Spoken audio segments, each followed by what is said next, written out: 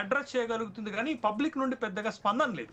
ఎందుకు స్పందన లేదు అంటే లేదు పాయింట్ ఏంటంటే సార్, రానున్న ఎలక్షన్స్ లో అంటే ఇప్పటికే కేసీఆర్ క్రియాశీలక రాజకీయాల్లోకి ప్రత్యక్షంగా ఎంట్రీ ఇచ్చేశారు. ఎంట్రీ ఇచ్చిన తర్వాత ఒక్కసారి తెలంగాణ పొలిటికల్ వైబ్రేషన్స్ మొత్తం మారిపోయినాయి.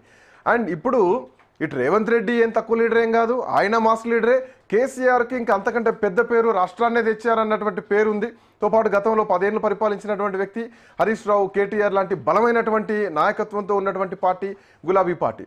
సో ఇంత పెద్ద యుద్ధ వాతావరణంలో ఓవైపు ప్రభుత్వం పైన వచ్చేటువంటి వ్యతిరేకతలో ఇందులో కవిత ఎంతవరకు నిలదొక్కగలుగుతుంది?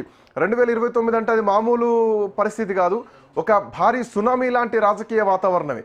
అందులో కవిత తట్టుకొని నిలుచోగలుగుతుందా? అంతటి స్థాయి సామర్థ్యం తెలంగాణ యాక్సెప్ట్ చేసేటువంటి పరిస్థితి కవితకు ఉందా? ఇప్పుడు శ్రీకాంత్, మీరు చెప్తున్నటువంటి వాళ్ళందరూ కూడా కింది స్థాయి నుంచి ఎదిగినటువంటి వాళ్ళే కదా. బట్ వీళ్ళు కూడా ఎదగరానటానికి మనం ఏం చెప్పలేం కానీ, బట్ కవిత లేవనెత్తుతున్నటువంటి అంశాలు ఏంటంటే, నాకు పార్టీలో అన్యాయం జరిగింది, నన్ను పార్టీలో నుంచి బయటకు నెట్టేశారు అనేటటువంటి మాట కుటుంబ వ్యవహారంగా చూస్తున్నారు కానీ ప్రజలకు ఏం సంబంధం? ప్రజల అంశాలతో ఏం సంబంధం? ప్రజల సమస్యలతో ఏం సంబంధం? కాబట్టి వాటి నుండి తను బయటపడాలి. వాటి నుండి తను బయటపడి తను ఏ లక్ష్యాల కోసం పార్టీ పెట్టబోతున్నాను, ఏ లక్ష్యాల కోసం పనిచేయబోతున్నాను, ఎవరి సమస్యల మీద పనిచేయబోతున్నాను అనేది ఒక స్పష్టత ఇవ్వాలి. ఇప్పటి వరకు అది లేదు. ఇప్పటి వరకు ఒక బీఆర్ఎస్ టార్గెట్ గా, ముఖ్యంగా హరీష్ రావు టార్గెట్ గా, తర్వాత బీఆర్ఎస్ లో ఉన్నటువంటి కొంతమంది నాయకుల టార్గెట్ గా, ఉదాహరణకు జగదీష్ రెడ్డి, మాధవరం కృష్ణారావు, నిరంజన్ రెడ్డి, తర్వాత వీళ్ళందరిపైన ఒక టార్గెట్ చేసి వస్తున్నట్టుగానే మనకి కనపడింది. కాబట్టి బట్ ఇప్పుడు ఈ కవిత చేస్తున్నటువంటి పోరాటం ఇప్పటి వరకు బీఆర్ఎస్ ని ఇబ్బంది పెడుతుంది. అది కాంగ్రెస్ కి అస్త్రంగా మారుతుంది, అది కాంగ్రెస్ కు ఒక అవకాశంగా మారుతుంది. ఇది ఒక అంశం. అయితే రెండోది, కవిత పైన రాజకీయ వర్గాల్లో కానీ లేకపోతే చిట్ చాట్ గా మాట్లాడుకునే అంశాల్లో ఏమున్నది అంటే, కవిత రేవంత్ రెడ్డి వదిలినటువంటి బాణం అనేటటువంటి ఒక అంశం పోయింది అని అంటే, అంటే దీనికి బలం చేకూర్చేలాగా గతంలో కవిత మీద తీర్మానం మల్లన్న చేసిన కామెంట్స్ టైంలో కూడా బీఆర్ఎస్ కంటే కూడా కాంగ్రెస్ నాయకులే ఎక్కువ సింపతి రియాక్ట్ అయ్యారు. ఒకటి, కవిత కుటుంబానికి రేవంత్ రెడ్డికి ఒక వ్యాపార సంబంధమైనటువంటి సంబంధాలు ఉన్నాయనే ఒక అంశంతో పాటు, ఇంకొకటి మీరు చూడండి, కొడంగల్లో నిన్న రేవంత్ రెడ్డి మాట్లాడినటువంటి మాట కూడా ఏంటి అని అంటే, సొంత బావపైనే ఫోన్ ట్యాపింగ్ చేస్తారో, చెల్లిని బయటికి నెట్టేశారు అని అంటే, తను ఏమైతే క్లెయిమ్ చేస్తుందో, కవిత ఏమైతే క్లెయిమ్ చేస్తుందో ఆ అంశాలను వీళ్ళు కూడా ప్రస్తావించి ఆ అంశాల ఆధారంగా రాజకీయ లబ్ధి పొందాలనుకుని చూస్తున్నారు. కాబట్టి చూసారా, రేవంత్ రెడ్డి కూడా కవిత మాట్లాడినటువంటి మాటలే మాట్లాడుతున్నారు అనేటటువంటి అంశాన్ని బీఆర్ఎస్ పార్టీ తీసుకోవాల్సింది. ఇది ఒకటి. ఇంకొక సక్సెస్ చెప్తాను శ్రీకాంత్. ఇంకో సక్సెస్ ఏంటంటే, బీఆర్ఎస్ పార్టీ ఒక సక్సెస్ సాధించింది. ఏం సాధించింది?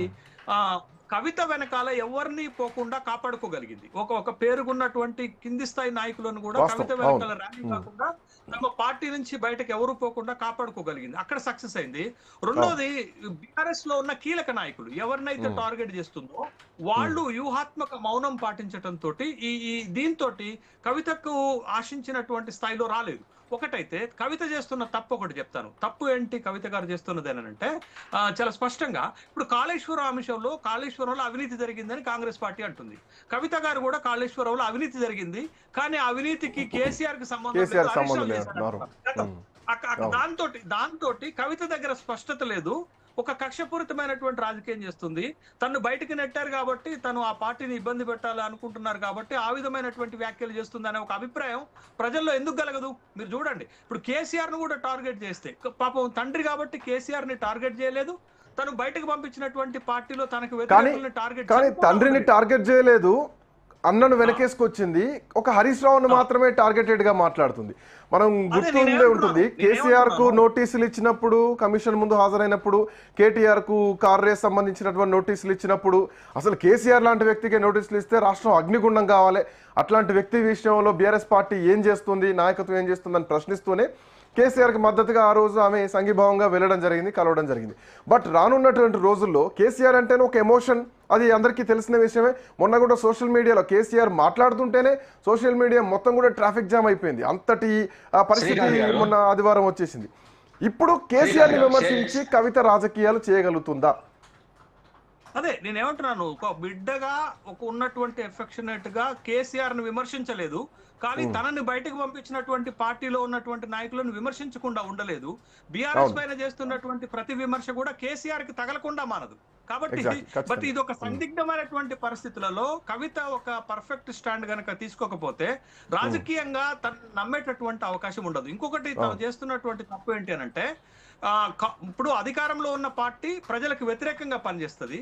ప్రజల సమస్యలను మాట్లాడాలి. ప్రజల సమస్యలను మాట్లాడినా, ప్రభుత్వం మీద మాట్లాడినా అది కాంగ్రెస్ కి ఇబ్బందికరంగా ఉంటుంది. కానీ ఆ అంశం కాకుండా తను తను ఎక్కడ విజిట్ చేస్తున్న ఏరియాల్లో కానీ, తన ప్రెస్ మీట్ లో కానీ ఎక్కువ బీఆర్ఎస్ ని టార్గెట్ చేసేసరికి అది పబ్లిక్ లోకి పోవటం లేదు. కానీ ప్రభుత్వాన్ని టార్గెట్ చేసి ప్రజల సమస్యలను ఎత్తుకుంటే అది ప్రజల్లోకి వెళ్తుంది, రిసీవింగ్ బాగుంటుంది. కానీ తను తప్పు చేస్తున్నది ఏంటి అని అంటే, బీఆర్ఎస్ ని ఎక్కువగా టార్గెట్ చేసేసరికి అవి తమ సొంత వ్యవహారంగా ప్రజలు భావిస్తున్నారు. కాబట్టి ఇప్పుడు జాగృతి జనం బాటలో కూడా తిరుగుతున్నప్పుడు ప్రజల నుంచి పెద్దగా స్పందన రావట్లేదు. రాకపోవటానికి కారణం ఏంటంటే, తను ఎత్తుకుంటున్నటువంటి అంశాల్లో వైరుధ్యం కనబడుతుంది, తికమక ఉంది, కొంత స్పష్టత లేదు. కాబట్టే తను ఎలా వెళ్ళాలనుకుంటుందో ఆ వెళ్ళేటటువంటి అంశం పైన స్పష్టత లేదు.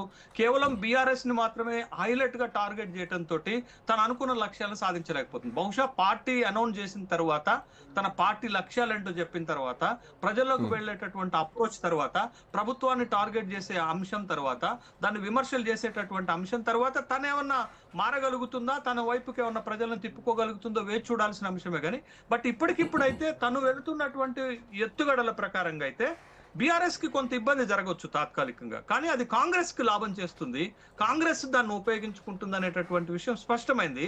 బట్ ఇదే వైఖరి అంటే ఇక్కడ కాంగ్రెస్ కూడా కొంత తప్పులో పడుతుంది. ఎందుకంటే ఇందులో ఇంత అవినీతి జరిగింది, వీళ్ళు ఇంత అవినీతి చేశారు అని చెప్పేసి ఆమె టార్గెటెడ్ గా మాట్లాడుతున్నటువంటి క్రమంలో అధికార పార్టీ కూడా సవాల్ విసురుతుంది కదా, మీరు దమ్ముంటే మీరు ఎంక్వైరీ పెట్టండి అని చెప్పేసి. సో అది జరగట్లేదు, ఇది జరగట్లేదు. కవిత మాటలు కేవలం ఒక అంటే పర్సనల్ గ్రడ్జ్ గానే కనిపిస్తోంది తప్ప ఒక బలమైనటువంటి ఆధారాలతో కూడినటువంటి ఏం కనిపించట్లేదు. ఈవెన్ ప్రభుత్వం కూడా ఆ కోణంలో పెద్ద రియాక్ట్ కావట్లేదు కదా, వాళ్ళ ఇంట్లో పంచాయతీ అని చెప్పి సభల్లో చెప్తున్నారు తప్ప కవిత అలిగేషన్స్ లాగా అట్లాగే ఉండిపోతున్నాయి. శ్రీకాంత్, ఇదే వ్యూహంతో కవిత గారు ముందుకెళ్తే తను అనుకునేటటువంటి ఒక బలమైన పొలిటికల్ ప్లాట్ఫామ్ ని నిర్మించలేదు. బట్ అట్లా వెండిక్టో మీద ప్రతీకారంగా, వ్యక్తిగతంగా, లేకపోతే కుటుంబ వ్యవహారంగా ప్రజల్లోకి వెళ్తే అది పెద్దగా మైలేజ్ రాకపోగా నష్టం చేస్తుంది. కాబట్టి తను అనుకునేటటువంటి ఒక బలమైన ప్రత్యామ్నాయ పొలిటికల్ ప్లాట్ఫామ్ నిర్మించాలి అంటే అది ప్రభుత్వం మీద మాట్లాడాలా, ప్రభుత్వం చేస్తున్న తప్పుల మీద మాట్లాడాలా, ప్రజల సమస్యల మీద మాట్లాడాలి. అట్లా కాకుండా తను ఏ పార్టీ నుంచి వచ్చిందో ఆ పార్టీ పైన, మళ్ళీ ఆ పార్టీలో కూడా కేసీఆర్ ని ఎక్స్క్లూడ్ చేస్తుంది. బట్ ఇప్పుడు ఆ పార్టీలో ముఖ్యం ఎవరు? ఆ పార్టీలో ఒకవేళ తప్పులు జరిగి ఉంటే దానికి బాధ్యులు ఎవరు? కేసీఆర్ అవుతారు కదా.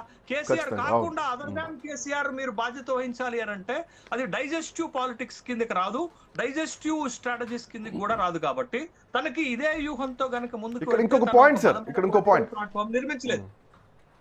కవిత కేసీఆర్ మీద నేరుగా పాయింట్ చేసేటువంటి అవకాశం ఉందా అంటే ఎపిసోడ్లు చూస్తే లేదు. పక్కన వాళ్ళనే హరీష్ రావునా లేదంటే కేటీఆర్నా ఇంకొకరినా విమర్శిస్తూ మాట్లాడతారని అర్థమవుతుంది. బట్ సొంతంగా రాజకీయాల్లోకి వెళ్తే మాత్రం ఖచ్చితంగా విమర్శించాల్సిందే పాయింట్. ఇంకొకటి, హరీష్ రావే తన మీద విమర్శలు చేస్తే ఆమె విఘ్నతకే వదిలేస్తున్నా అని చెప్పేసి చిన్న కొట్టిపారేశారు. ఎక్కడా కూడా పెద్ద ప్రెస్ మీట్ పెట్టి మాట్లాడాలి. ఎందుకంటే హరీష్ రావు లాంటి వ్యక్తి రెస్పాండ్ అవుతే ఆయన కవిత స్థాయి పెంచిన వాడైతాడేమో అన్నటువంటి కోణం ఒకటే ఉండొచ్చు. And more over Revanth Reddy respond అవుతున్నారు కవిత మాటల మీద తప్ప హరీష్ రావు రెస్పాండ్ కాలేదు, కేటీఆర్ రెస్పాండ్ కావట్లేదు, కేసీఆర్ కనీసం రేవంత్ రెడ్డి పేరు తీయడానికే ఇష్టపడట్లేదు. అట్లాంటి రేపు పొద్దున కవిత మాటల్ని పట్టించుకునేటువంటి అవకాశం ఉంటుందా? శ్రీకాంత్, మంచి మాట్లాడిగారు మీరు. ఒకవేళ హరీష్ రావు గారు గనక స్పందించి ఉంటే డైరెక్షన్ అంతా ఎవరిపైకి వెళ్తుంది? హరీష్ రావు పైకి వెళ్తుంది. నిరంజన్ రెడ్డి స్పందిస్తే ఏ స్థాయిలో స్పందించిందో మనం చూసాం.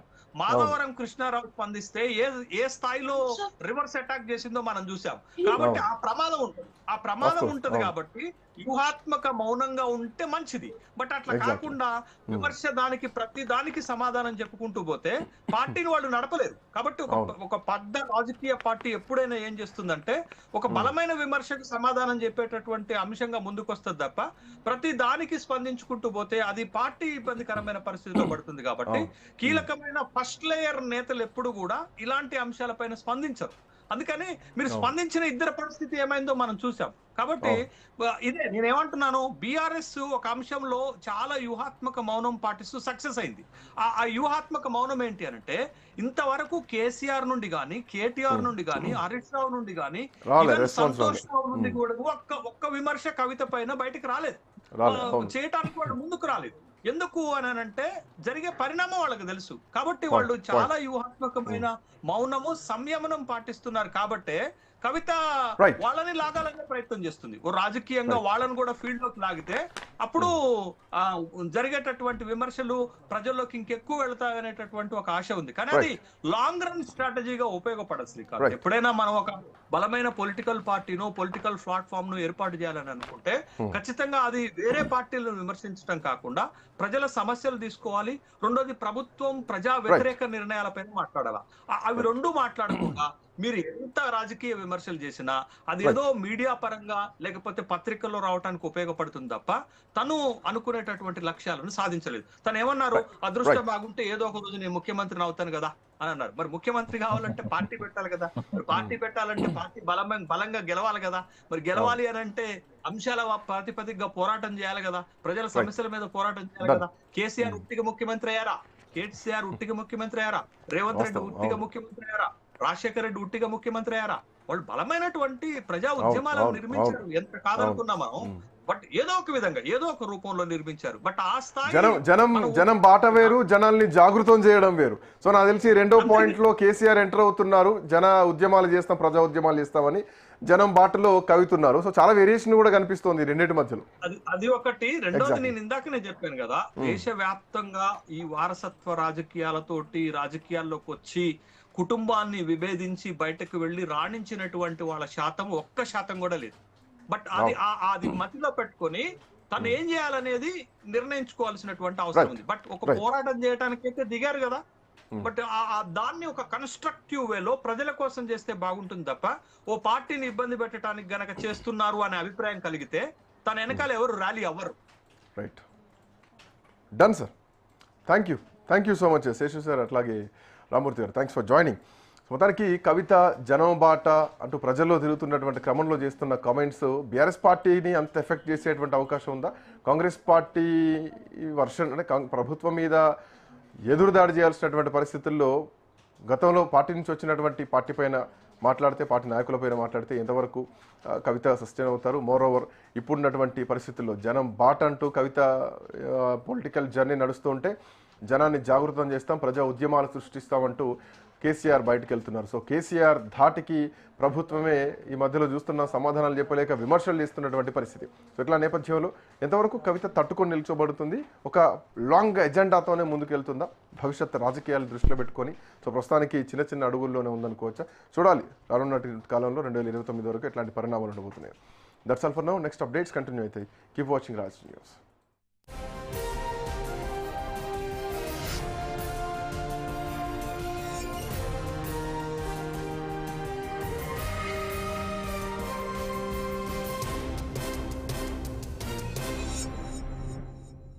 అబ్రాడ్ ఎడ్యుకేషన్ డ్రీమ్ ఫుల్ఫిల్ చేసుకునే గొప్ప అవకాశం నార్త్ 24 లోన్స్ ద్వారా మీకు